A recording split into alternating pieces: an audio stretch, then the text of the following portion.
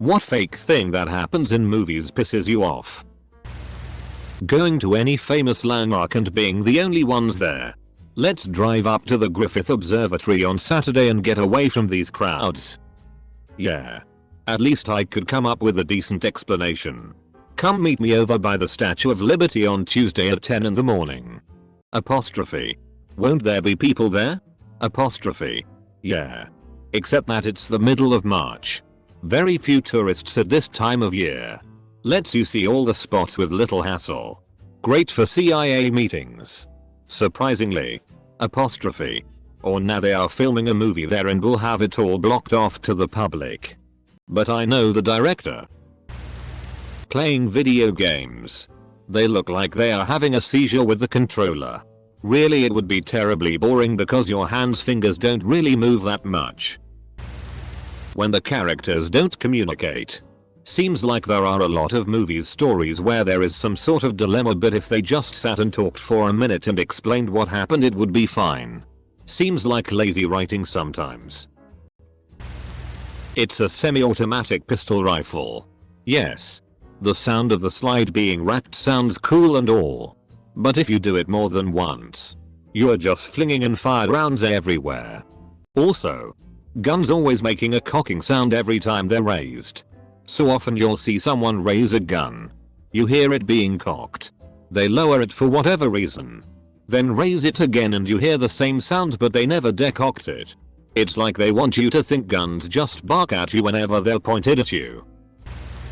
In a dystopian future where water and resources are scarce, everyone has the magical ability to shave their legs, chest and armpits and groom their eyebrows. I'm willing to forgive well-kept hair. But the whole waxed body thing is dumb.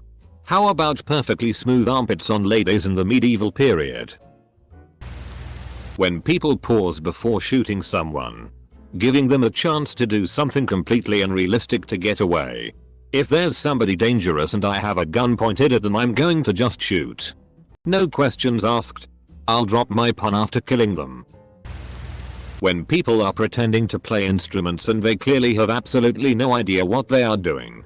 The prop department could at least teach them how to hold the F-king things. It makes me so angry. It's not the prop's dep job.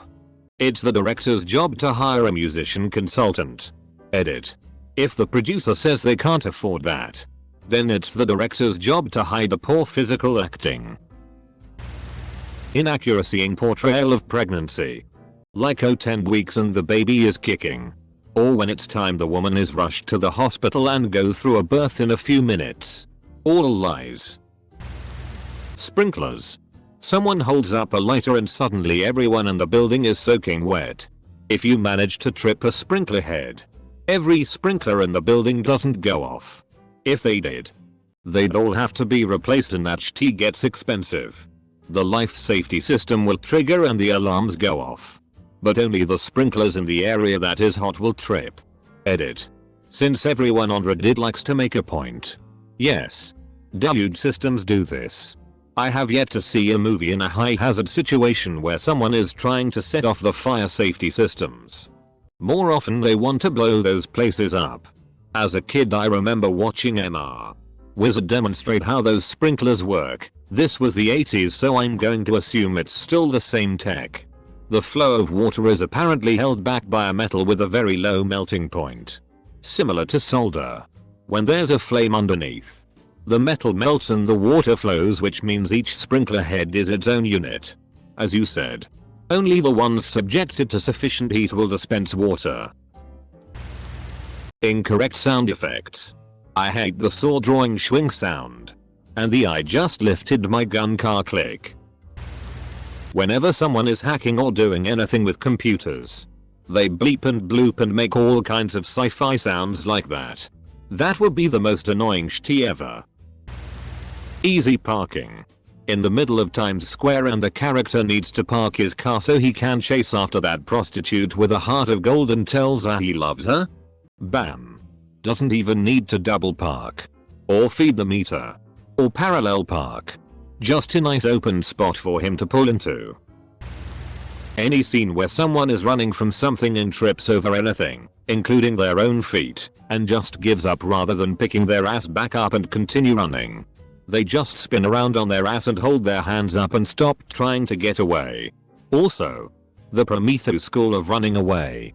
Just take 2 frackin' steps to the side. Ever since I learned how to perform CPR, every CPR scene ever, no injury to the unconscious person, the person doing it always bending their elbows, etc., makes it unrealistic to someone who may have to actually perform it in a real life situation someday. There is a good reason for this though. CPR can cause a lot of damage to someone's chest. In a life-death situation you just accept that damage, but for the sake of making a slightly more realistic film it is not worth it. When 2 people want to talk privately and they casually step like 5 feet away in the same room, like nobody else in the room wouldn't be able to hear them. Bumping into a beautiful woman, making her drop everything she's holding. Help her pick it up and lock eyes. Beautiful women don't carry that much tea around. Yes, they do. If you haven't seen it, it's just because they've all been bumped into by other dudes already, so they dropped it all. Almost anything involving a gun. If you are going to play a badass army guy police officer, at least don't cup and saucer the gun when you hold it. Also, hold the pistol high on the grip, not down at the bottom so it's always pointing down. Rick Grimes from Walking Dead. Looking at you. Close bracket. Honestly, representation and or lack thereof. Every public place, workplace, educational institution. Every scene is filled with about 90% white people. All heterosexual couples. You never see old, disabled, fat or even unattractive bit players. If someone is unattractive or fat, it's part of their character. Castle gates that open inwards. Why make it easy for a battering ram and difficult for defending troops to storm out? Can't believe I've never noticed this before. Will you design me a castle?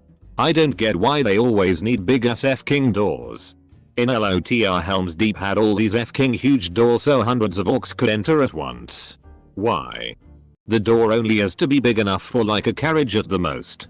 And in King Kong, if you don't want the f-king monkey to come in, don't make a door his size. No one ever finishes a meal or their drinks. They always leave half full plates on the table or open a beer, take one sip, and leave it on the counter never to touch it again. Wasteful bastards. And when they leave they just toss a wad of cash at the bartender. People being knocked out by head trauma without ill effects. I'm sure there are people who think that's how it actually works. And that's a dangerous misconception. It's important to take head injuries seriously. This could be a dramatic event in an action movie. Hero gets knocked out. When he comes to, he asks where are we going every 2 minutes for the rest of the scene. The plucky sidekick grits her teeth and decides to step up and run things. Teachers giving one motivation speech and suddenly all kids turn into saints. Binoculars. F-king binoculars. You know that shit you see when a character is using binoculars and you see their POV and then there's 2 circles? That's not how F-king binoculars work. You see one goddamn oval. Yet every time you see someone use binoculars you see some Venn diagram bullshit. It's like no one in Hollywood has used a pair of F-king binoculars before. Characters picking up obviously empty suitcases. I know it's dumb of me to get so annoyed, but the prop guy couldn't put a sandbag in there? It immediately takes me away from the story when I see actors lifting giant bags like they're King Kong picking up a matchbook. I just read a comment from a prop master on here that said the actors are the ones who don't want stuff in the suitcases. He said he wanted to make them heavy but actors will ultimately refuse.